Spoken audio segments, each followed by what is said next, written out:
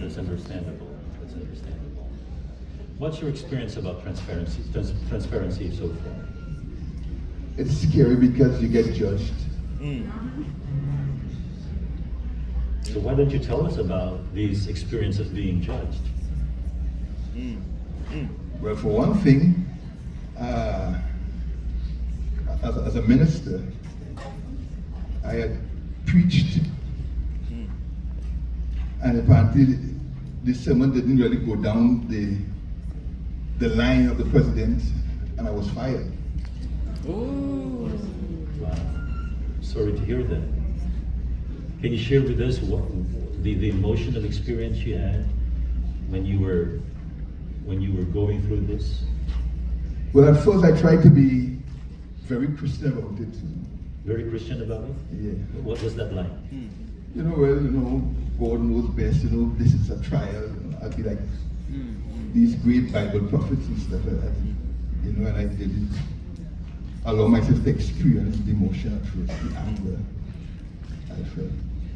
Okay, so underneath this Christian-like attitude was anger. Yeah, I was pissed.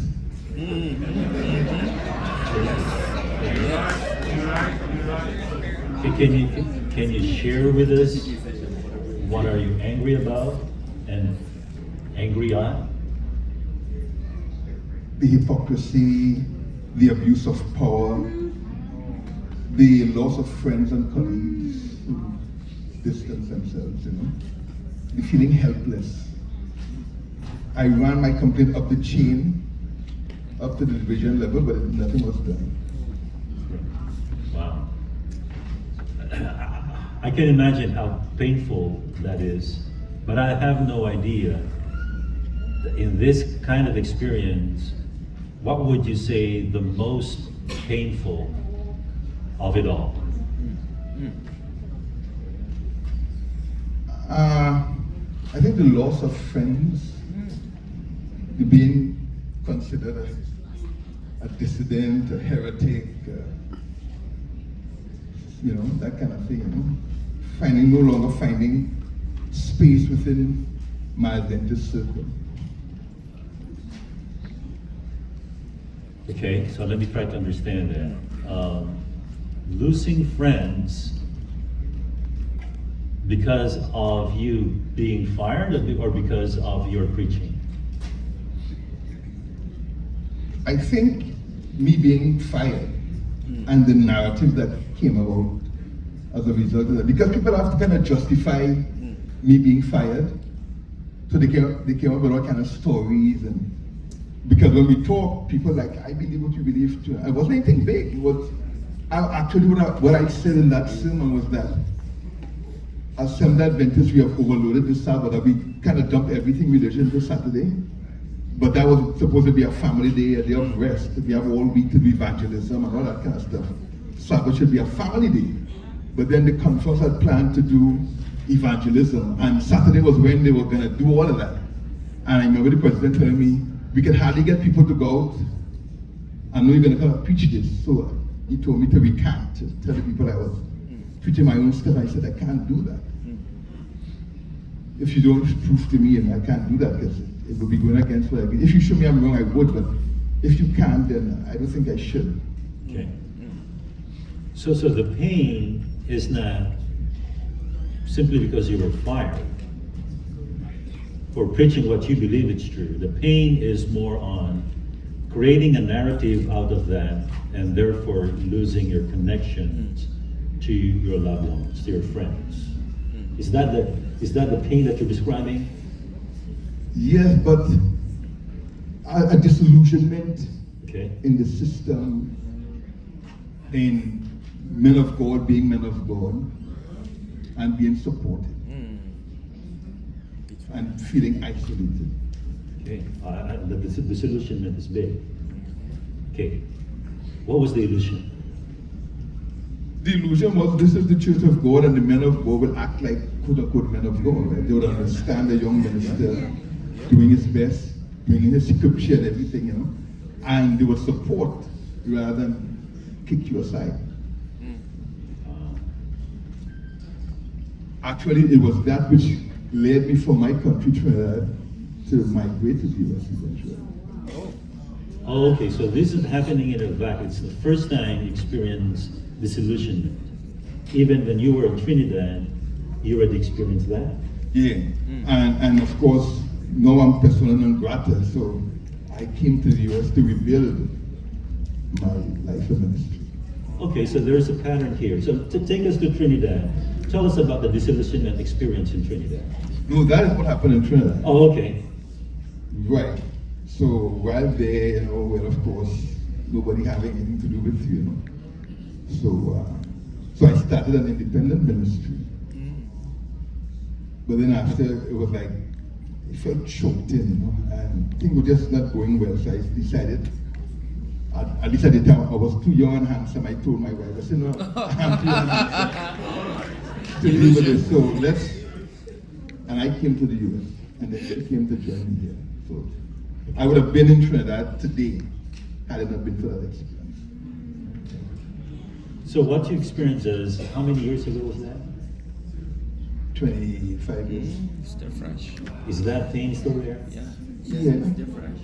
It's different now, but it's Yeah. still there because, once you see the belly of the beast, you can't unsee it. And since then, I've been like seeing the dichotomy between what we say and what we do, and realizing that if you don't toe the line, no matter what they tell you, if you don't toe the line, you're in danger. And so, at this stage of my life, I'm beginning to feel disconnected. You don't have a home. So, like I'm here, normally settings like these are happy, but somehow I'm feeling disconnected. Like, you're hearing this noble thing, but in the back of your mind, you're like, yeah, right, but. Can you share with us what is your role right now? How are you connected to this family of the church family that you felt so disconnected? Where are you now in this geography of a family of the church? Well, I'm a chaplain in a Catholic institution. Thank God for that. Anyway, I'm a chaplain in a Catholic institution, but I'm still at my church. I'm an elder Sure. at my church. And I think what's really troubling me is that the senior pastor was transferred. So there's a vacancy. So the members are becoming pastors. So what if we put your name on? Would you be willing to? And I don't want to. You're talking about church now? Yeah, no, Okay. right now. So there is an opportunity for you to be the pastor in this church, but you don't want to. Why not? Precisely. Because of this disconnect, because of do I want to go back there again? Do I want to have somebody breathing my neck who control my life? To go here, go there, do this, do that? Do I want to have to worry about reaching baptismal goals and all that kind of stuff? And there's a feeling that I don't think so. No, I love ministry per se, because maybe that's why the members came. I should be, but there's this deep unsettledness. Thank you very much for sharing the discomfort, even right now. Really appreciate it.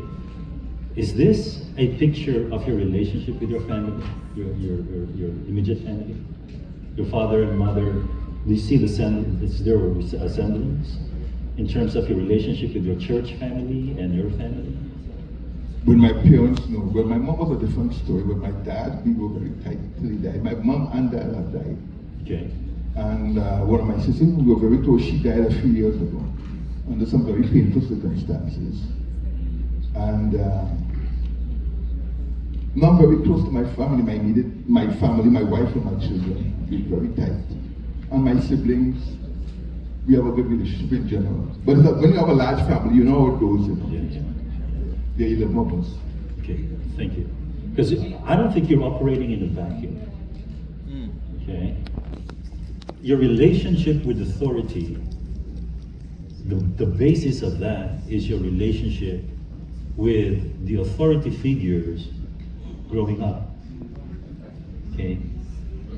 For example, Hold on. Give me that again. well, your relationship with authority right now, I mean, even in the church authority, okay? That didn't happen simply because you discovered the church. You have reference in the way you relate with authoritative figures in your life, like parents, for example. Growing up, No. okay? My relationship with in fact, because of the respect and love I have for my dad and that authority, a kind, thoughtful person, I expected that from my church authorities, from my president and union president and these people. So that's part of the disillusionment, because what I saw in my father, very reasonable guy, now he would whip you if you had to. Those are the days when you could whip a kid, you know?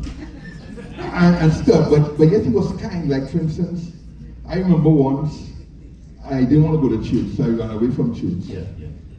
And I was having fun. My first Sabbath I broke.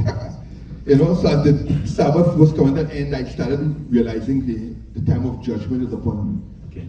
And I knew my dad was coming home. So I remember putting on about 3 sets of clothes. You know. So when he came on, he called me. And I came to him expecting to be spanked. He looked at me and he laughed. He said, "You look rather fat today." And then he just said, "You can leave," you know.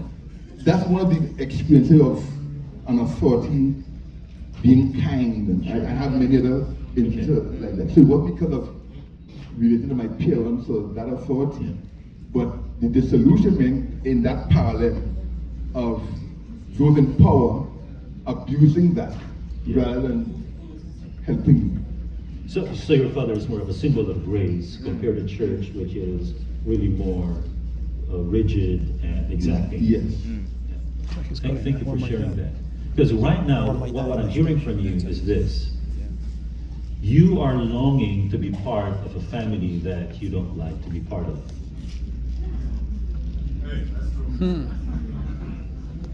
Roll it again. What I'm hearing from your story is this. You're longing for a family that you don't exactly like to be a part of. That's What happened to you, my friend, is instead of receiving blessing from this church family, it seems like you receive a curse. And like Jacob, you stood hoping that you would receive a true blessing from this church. Definitely. I like how you put it this way. I'm wondering, where was the first time you experienced a blessing that is satisfying? At any point in the continuum of my life. Oof. So many. And a lot of that has to do with my father, but also other friends. And like when I was in college, I remember this could be yes, there's so many along the continuum, you know. Like when I was studying for the ministry, I remember I studied in Colombia. Any Colombians here? Colombia? Okay, yeah. I studied in Medellin. wow. And I remember for my second year, I had no money. But I felt God called me to ministry. And I decided I would go to school anyway. So I got to the college, and I went to the business manager, you know, for the new board, I can remember. I said, "No, I feel the Lord has called me to ministry, but I don't have any money to study. And so I'm here." And he watched me laugh. He said, "You're an adventurer." I said, "No, I just feel God called me and he's going to make a way somehow." And they allowed me to study my second year theology without any money. Till my dad was able to get money and pay. So that was one great blessing. I could count so many of it. That is one. Great, thank you. So let me ask another question. It seems like you're familiar with being supported and being protected and being provided until you experience something different from the church. That's when you decided, okay, this is disillusionment, you know. So it seems like you're quite familiar with being connected and being, you belong to a family. It seems like your family background is great. And I'm not quite sure, do you remember any experience where, because you started with being disillusioned with the church and disconnected with the family. When was the first time you felt disconnected? Aside from the church setting.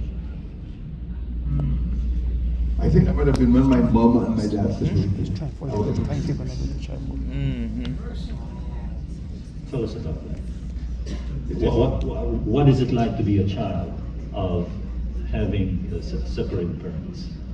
It was very traumatic at first, but then you adjust 6 months here, 6 months there, and stuff. Then to see my mom and my dad become good friends later on in life, that was great as well. But I think that was the first shock, because we went to church that Sabbath morning, and my mom said she wasn't feeling well.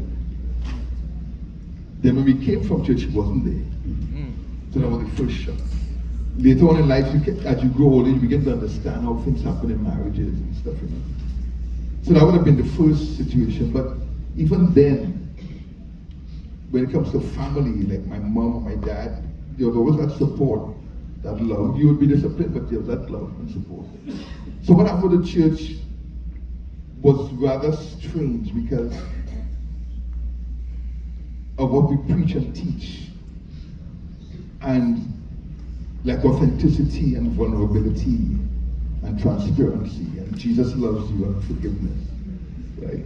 And yet, along the continuum, you're seeing, sometimes you see but you don't want to see. You, just like everybody else, what happened to me, you make excuses, you explain away what you're seeing, because this can't be real. If this is God's true church and this is what it should be, then what I'm seeing here cannot be real. So you formulate stories until it happens to you, and you examine it and you realize this should happen. And then from that point you begin to see the rejection, the putting aside, and after a while you realize, hey, this place isn't safe. Thank you very much. Let me go back to your original feeling coming up here. You said you almost changed your mind. Maybe because this is not safe. Yeah. Is it safe right now? What's experience right now? Now that you're sharing even the separation of your parents, how do you feel right now? Crappy. Is it safe? Well, I'm in a room of chaplains, all looking at me with, I think, compassion, right? Yeah. So it feels somewhat safe, but I still know thoughts are going through mind and stuff. And it's not about you anyway, it's about me. Okay. So before you feel the experience the temptation of maybe not now, let me just change my mind. What led you to volunteer, by the way, and to say, you know what, I want to do it? What led you to speak to or to say yes to Vanessa when she? But she and I was talking, and she was so gentle, and she was speaking about what it could mean. And I said, that might be good to talk to somebody and everything, But then after all, I said, but you're talking to chaplains from all over the world, strangers, You may need to go into some choppy waters, And it might be best to duck out of this. Instead of sitting here, I went to the back. And I was about to leave when my name was mentioned, and then of course. I think he got what he wanted. Yeah.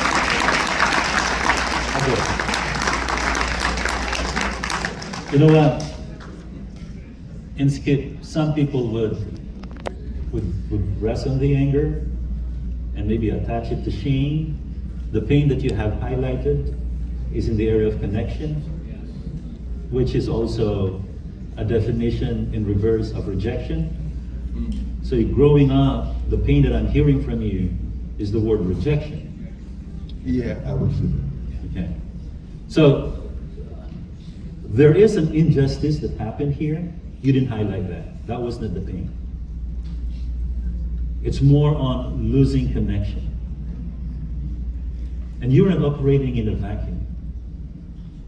The separation is an important part of a child losing connection.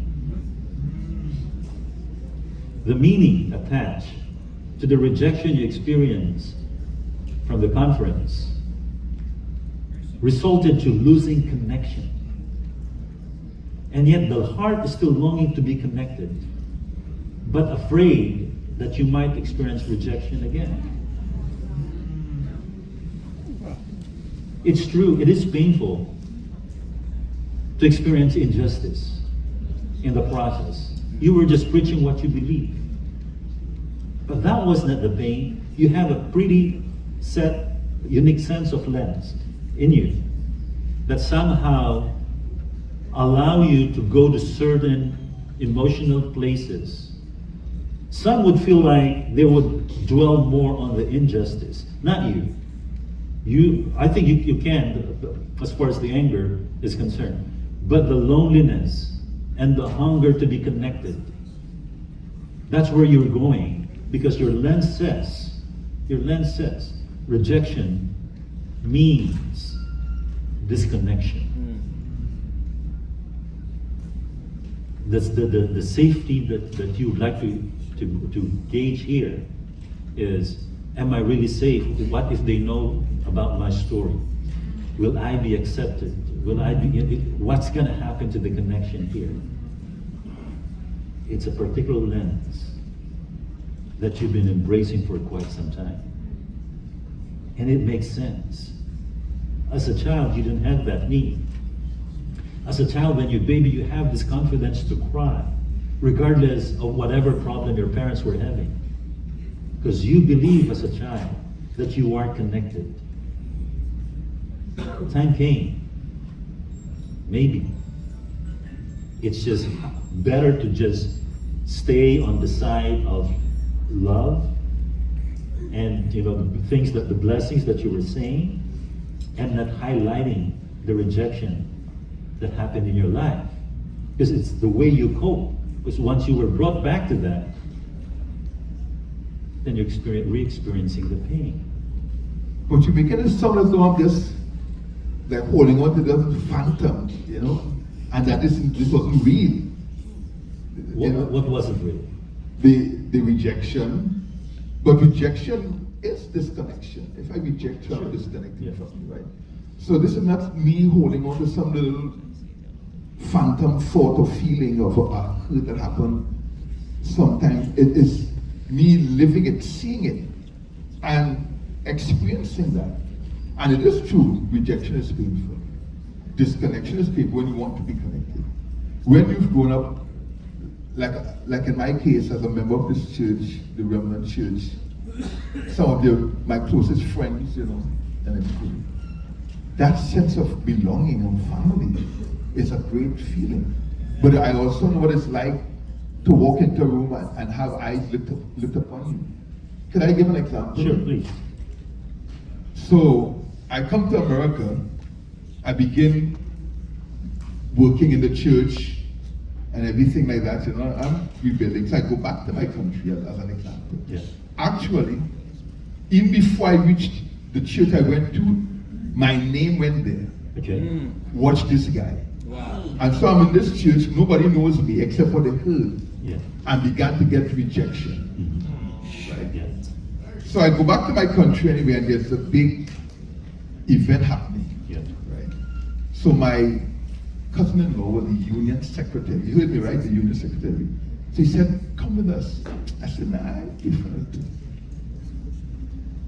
Okay, before that. So this is not just me imagining this. So my dad, faithful Adventist until his death. So I go back to Trinidad, and he says, Skip, I'd like you to sing, because they're having a big evangelistic. I said, Dad, I'm not sure. Yeah, man, come. You're singing all over the place. Come sing for us. Okay, so he organized for me to sing. Right? So I'm waiting to sing that particular night. And before they're ready for me, 3 of my former colleagues, pastors, called me and said, "Are you a real Seventh Adventist?" So what do you mean by that? Oh. We need to know before we can let you sing. I said, what kind of question is that? Yeah, we want to know because of, again, referring to what happened behind it. I said, well, guys, I don't have to sing. And I didn't. Anyway, so fast forward all these years, and I'm sitting on a front row, televised to my country, front row with my cousin-in-law, and a whole lot of pastors. The president, who was a colleague of mine, we started ministry together. He's now the president. He starts greeting. Hey, pastor this, greets my cousin. My cousin-in-law skips over me and greets me.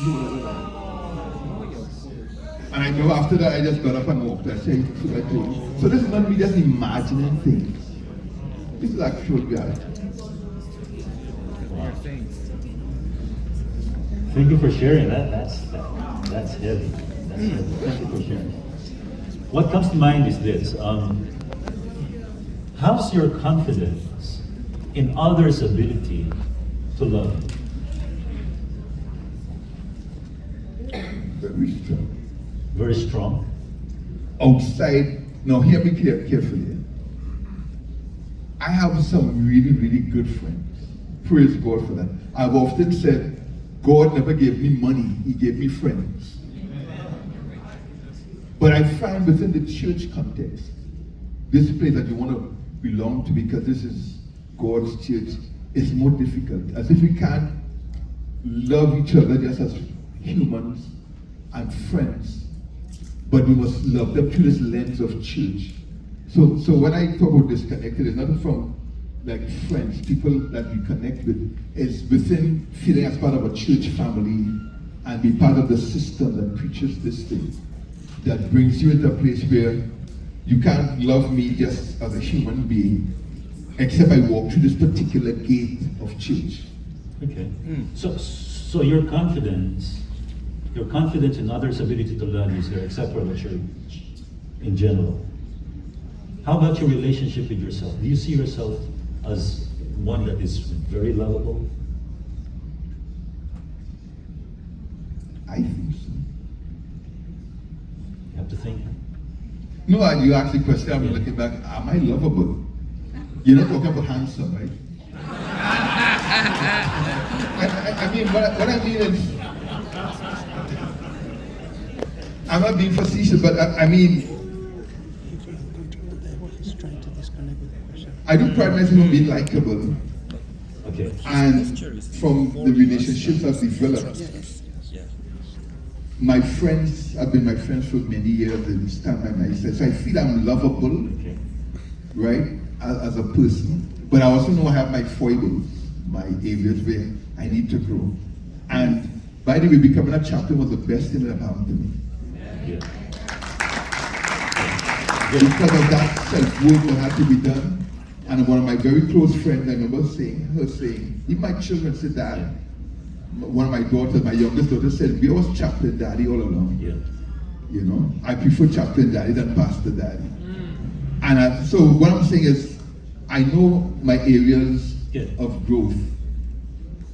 Good. So you feel yourself as lovable as far as your relationship with self and others, except for the institution, right? Because there are 3 things: relationship with self, relationship with others, and relationship with the world. The world, the way you describe your world, is the church. Okay? Your confidence in your relationship with church, or the church could accept you, embrace you, and love you for who you are. I think that was wounded, and broken. Deeply. So the home that you're longing for is not in the context of personal relationship with another person or your relationship with self. It's more of a relationship with the world that you envision. That was being destroyed right now, right? And you are operating in a vacuum because you have a loving Father. I haven't heard about your relationship with your mother. Let me assume you also had a loving mother. She's dead. Yeah, let me assume you had a loving relationship with your mother, is that right? I was like afraid of it, but again, we're going deeper than I was hoping to swim in this pool.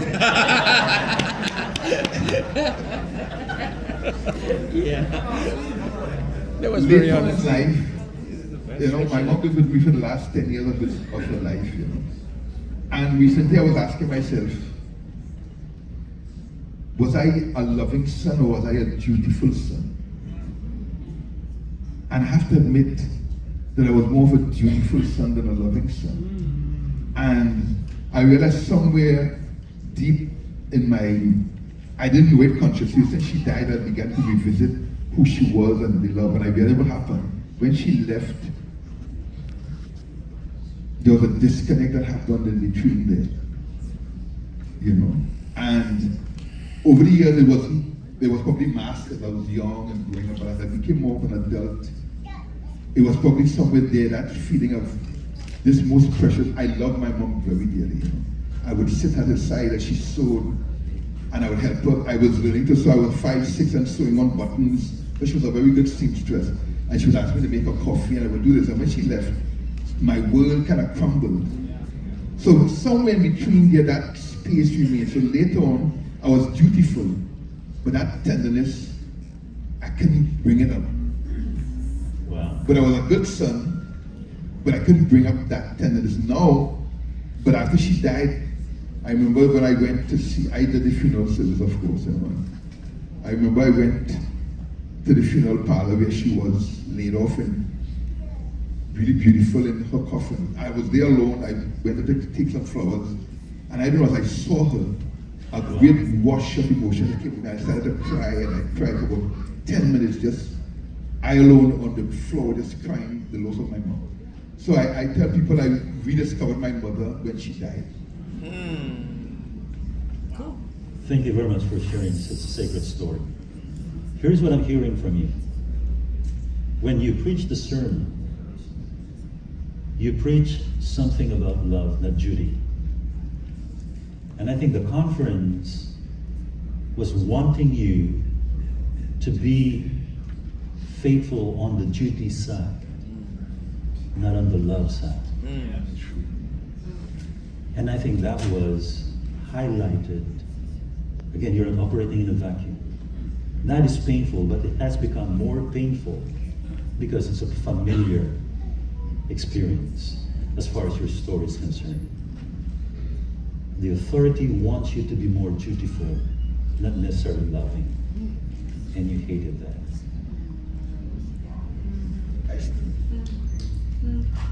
Thank you very much. Ladies and gentlemen.